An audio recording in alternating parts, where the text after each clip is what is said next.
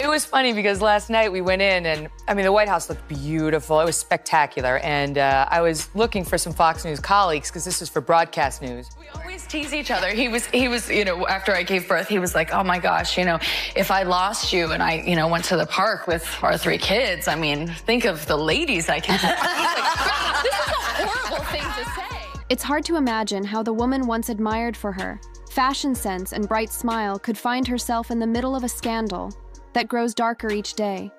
Yet here, we're watching Blake Lively's reputations spiral as new leaks, receipts, and accusations come to light from the outside. It might look like an abrupt and bizarre collapse, but the seeds of this controversy were planted long ago.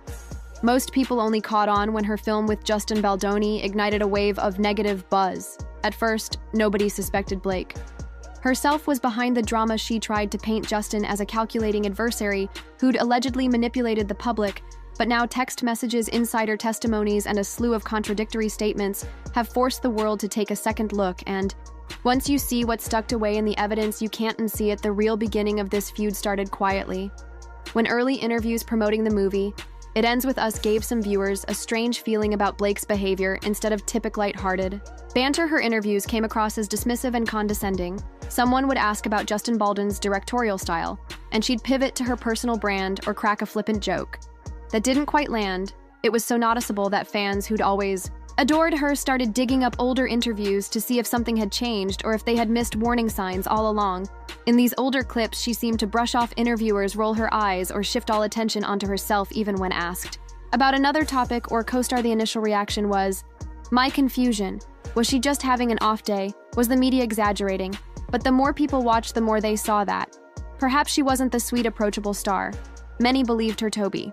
Rather than accept that, the criticism might have been a natural response to her own words and demeanor. Blake insisted Justin Baldoni and his team were smearing her.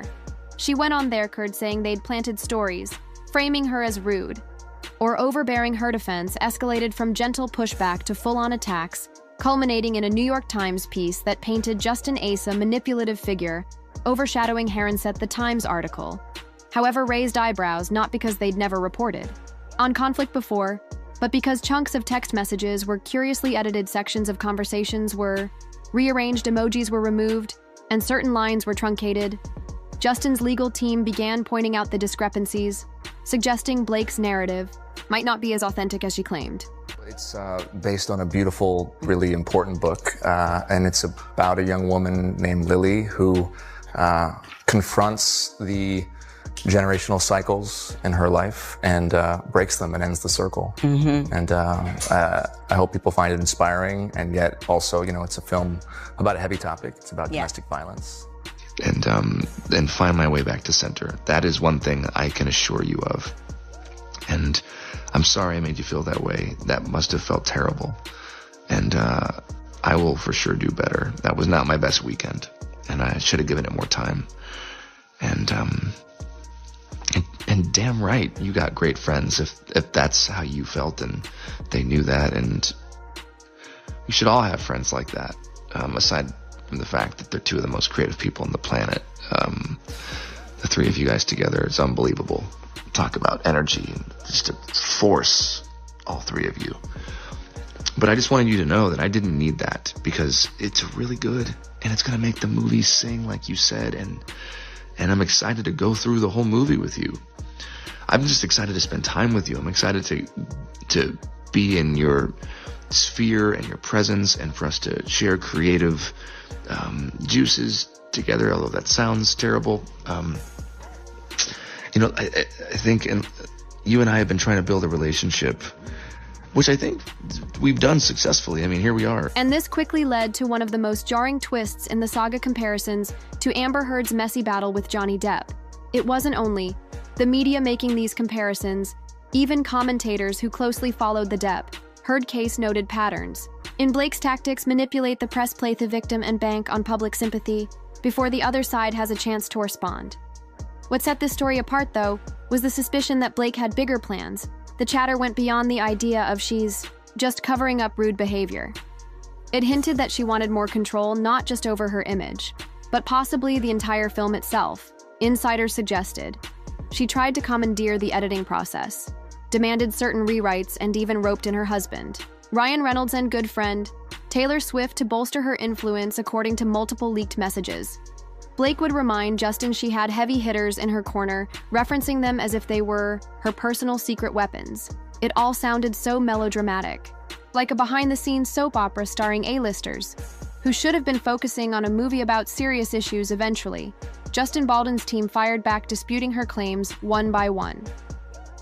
The real blow to Blake's credibility started with messages about her supposedly private on-set experiences. She claimed Justin barged into her trailer, uninvited, while she was in the middle of pumping milk for her infant. She described it as invasive, disrespectful, and humiliating. That alone would typically generate sympathy. It's personal, maternal, and you can see how it could feel violating if it were true. Then the receipt surfaced. Text messages showed Blake explicitly telling Justin he could come over to her trailer while she was pumping. She even joked about it, and Justin's reply suggested he was anything but excited about the idea. He seemed uncertain. Audrey repeatedly gave her an out to change her mind. Suddenly, her story unraveled. I mean, honestly, the way that I get into a character is through their style. So it was more about who Lily is that was so fascinating to me, is that she's a walking, talking contradiction, yet it's perfectly harmonious for her. And I'm excited to have a creative partner in that with you. And it's just really exciting. There's so much more to say. There's so much I want to say. Oh, and there's one thing that I do need to say, which is I am so sorry you have been through what you've been through with these other filmmakers and producers or whoever the people were that you worked with. It just pissed me off. Those that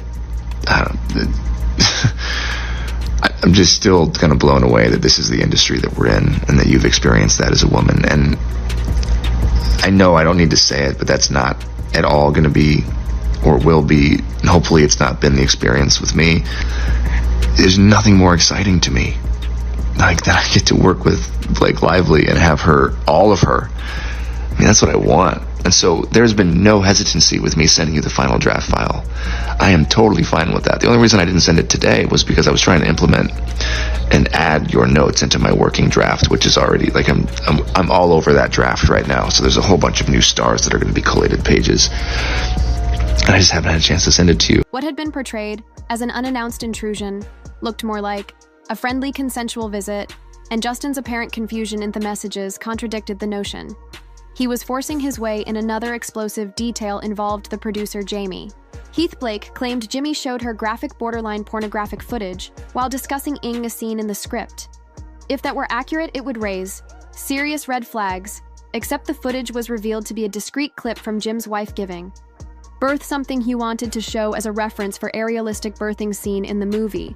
According to those who saw the actual footage, it was artistic and nowhere near the explicit violation Blake made it out to be. People began noting the pattern, the leaps in Blake's stories, how a personal birth video was twisted into a sickening invasion, or how an invitation to her trailer became a traumatic intrusion.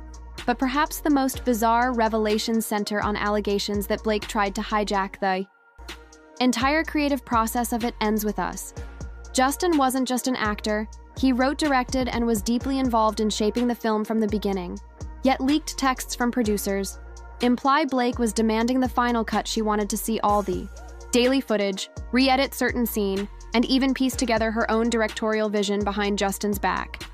Strangely enough, she apparently believed she had enough clout to push him aside. Some messages alleged she threatened to boycott promotional events if the production company didn't comply, and if that sounds a bit extreme, consider how it escalated during the film's premiere. Justin claims he and his family were literally sent to the basement at their request of Blake and Ryan Reynolds, so they wouldn't be seen mingling with the rest of the cast. Ordinarily, the main actor, writer, and director stands front and center at a premiere in his telling. He was banished as if he had no rightful place at his own movies. Big night. The lengths to which Blake supposedly went to secure power became more evident when we learned she not only used Ryan but also pulled in her dragon Taylor Swift, as she described in a text referencing the Game of Thrones character Daenerys Targaryen. She apparently wrote something along the lines of "I'm Khaleesi and I have the best dragons in the business," implying Ryan and Taylor were her unstoppable forces. What precisely they were meant to do publicly back, here intimidate the studio, or overshadow Justin with their star power isn't fully clear. A lot of it's my real life clothes or my husband's clothes or my girlfriend Gigi's clothes. I was borrowing some. Wait, that's kind of amazing. So you have something of Gigi's in the movie. Yeah, it's like a wedding, like something old, something borrowed, something blue, something new. Wait, which one? It's just, now I want to think of the scene. Oh, I'm wearing her stuff all over it. Oh, really? And tons of like Bodhi, which is with the suit now that I'm wearing is Bodhi. It was meant for my husband, but I borrowed it. His suit? It was meant for him to wear, but it's so pretty. Look at it. You guys are not getting it in the shot. I for sure fell short. And you worked really hard on that, and the way you framed it, and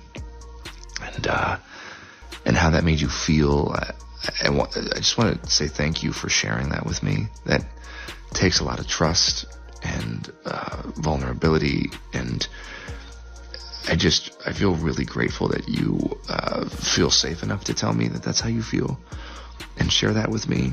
And I'm really sorry. I fucked up. That is a fail on my part. One thing you should know about me is I will admit and apologize when I fail. I am far from perfect. I'm a very flawed man, as my wife will attest. And and I'm gonna fuck up. I'm gonna say the wrong thing. I'm gonna put my foot in my mouth. I'm gonna piss you off, probably, but I will always apologize. But the tenor of her messages suggests she was more than comfortable wielding that star-studded circle as a sword to complicate matters. Blake launched multiple accusations about how just treated her body and weight she insisted he asked around about. Her postpartum figure and commented on her weight in a disrespectful way. Rumors swirled that Ryan Reynolds even confronted Justin Ath's penthouse, giving him a stern warning to back off on the surface that sounds extreme. But if you take it at face value, it could spark outrage. Then the deeper context emerged. Justin suffers chronic back pain and needed to perform a scene, where he lifts Blake knowing her approximate weight was important to Planth. Choreography, safely text messages appear to confirm that Justin was asking strictly for logistical reasons, trying to ensure no one got hurt. HT even. Further, other messages show him offering support and reassurance to Blake, while she navigated her postpartum body image, praising her commitment to the role. That's hardly the behavior of a manipulative bully. Still, the strangest twist might be the no intimacy coordinator claim in Blake's lawsuit. She argued that JN forced intimate scenes on her without proper oversight, going off script when he touched her or whispered things in her ear. However, interviews with Blake herself prior to the lawsuit plainly mentioned the production hired an intimacy coordinator. She even half-jokingly said she unofficially played that role at times because she was so involved in choreographing certain steamy sequences. That comment alone contradicts her assertion that the production was too cheap or negligent to hire someone. Moreover, behind-scenes footage and text exchanges confirm that she and Justin openly discussed how to handle intimate moments. Footage from one low dance scene, which her lawsuit paints as deeply violating, actually shows them conversing lightheartedly about their spouses and routine matters. The line she cites, "It smells so good," wasn't some sinister confession, but more of an offhand remark about the environment or her perfume, which is obvious to anyone who hears it in context. It's also worth noting how the tone of her legal complaint itself raised questions. From the start, certain accusations read like a laundry list of emotional triggers: invading her maternal space, insulting her postpartum body, ignoring her boundaries. So it's a bit of a tough adjustment in our house, but it's good. I mean, I have two other daughters, so my oldest is very into the baby, but my middle child, not so much. But we're thinking of keeping her. Does she like play with her? What does she think? Well, she sort of like pretends to play with her. So like in the beginning, our oldest is like loving on her, and she's like very maternal, and then our middle daughter is just keeps away from her. But there's no hesitancy. I'm happy to send it to you. And I'm sorry that has happened to you before. And I hope after this experience there will be a new, I don't know. I hope it'll be healing in some way. Because that's all I want. I want this movie to be healing. I want this movie to be commercial, just like you, and affect people and touch people. And I want to walk you through my whole plan and the work that we're doing with the domestic violence partner that we found, No More, and just my vision. And I just know that this can be really, really special, and it's gonna be special. And you're the secret sauce, and we're the secret sauce. And Anyways, I have so much more to say. I'm going to stop rambling because Jesus Christ, it's been 6 minutes and 30 seconds. So, me. I'm sorry. You probably have kids all over you and a baby on your boob, and you're listening to me ramble at 2 in the morning. I hope you're feeling better, and give Ryan my love. Thank you for sending me that. It means the world to me that you trust me with your feelings and your thoughts like that. And I can't wait to spend more time with you. Okay, I'm done. Cutting myself off. Good night. These are all sensitive topics that tap into big cultural conversations about consent, respect, and women's rights in the workplace. Yet her own text messages show a far more collaborative, even friendly dynamic between her and Justin. That gap between the lawsuits narrative and the actual tone of their messages is almost shocking if she believed her private texts wouldn't see the light of day. It might explain why she felt confident, weaving a very different story in the official complaint. Right now, the eyes of the industry are glued to how this legal drama will play out. Several studios are apparently holding back potential deals, with Blake worried about public backlash if more damaging information surfaces. She was once a reliable box office strawandie, a staple of red carpets, but that image is fracturing, and ironically, she might have ended up giving Justin more publicity and sympathy than he ever would have had otherwise. While no one can call this controversy a win for him, given how stressful and draining these public legal battles become, it does mean more people are aware of his side of the story. It's a reminder that in the current digital age, controlling the narrative isn't as simple as it once was. Where does it all go from here? If Blake remains silent while her attorneys try to force a gag order, the public might interpret it as her having something to hide. If she speaks out, she risks revealing more contradictions that Justin's team can exploit. Meanwhile, Megyn Kelly has promised to keep championing the release of all relevant receipts, meaning we may see even more raw footage, text exchanges, and behind-the-scenes testimony about what really happened on that set. The lawsuits themselves are still inching through the court, so it might be months before any definitive judgments come down. But the court of public opinion operates on a much faster timeline, and it's already shifting against Blake at this point. It's almost impossible to walk back the damage high-profile celebrities who stumble into controversies. This deep rarely come out the same on the other side. If Blake truly believed she could orchestrate a takedown of Justin Baldoni and emerge unscathed, she may have gravely miscalculated. We always tease each other. He was, after I gave birth, he was like, oh my gosh, if I lost you and I, went to the park with our 3 kids, I mean, think of the ladies I can. Like, this is a horrible thing to say. And he's like, I've got a long list. And I was like, oh, really? Because I just have one on my list. I don't have anyone on my list. And then it wasn't funny anymore. No, it's so much more of a burn. He's like, wait, who? And I was like, think of someone. Think of someone. Bob Newhart. I don't know. Talking like this, me into my phone at 2 in the morning, but largely via text and voice note. And I will be honest with you, that is not my biggest strength. I love being with people and being in somebody's